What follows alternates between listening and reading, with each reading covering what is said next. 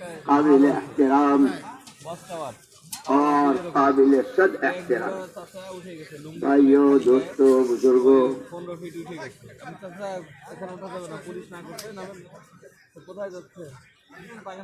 یہ دنیا میں ہر آدمی کو معلوم ہے کہ جو کسی چیز کو بناتا ہے وہ اس چیز کے بنانے کی غرض بتاتا ہے.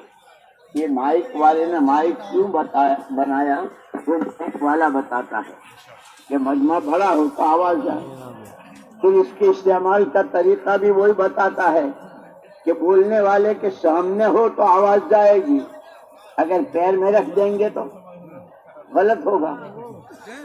تمام بشریت کو، جو آدم کا بیٹا، حوا کی بیٹی، جتنے گزر چکے، جتنے موجود ہیں اور جتنے آگے آئیں گے، ان سب کا بنانے والا ایک اکیلا اللہ.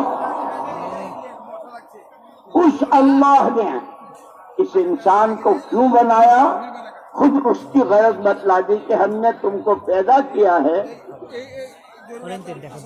ہماری فرما برداری والی زندگی جینے کے لیے.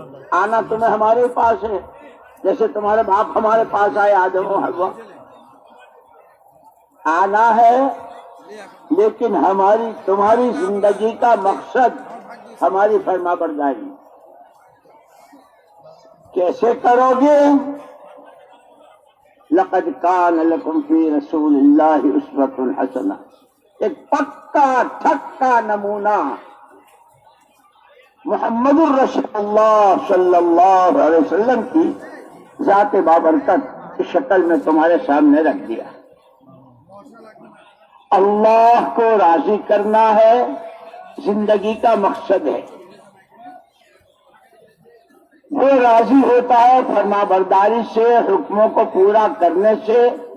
حکم کیسے پورا کریں وہ راستہ بتائیں گے محمد الرسول اللہ صلی اللہ علیہ وسلم.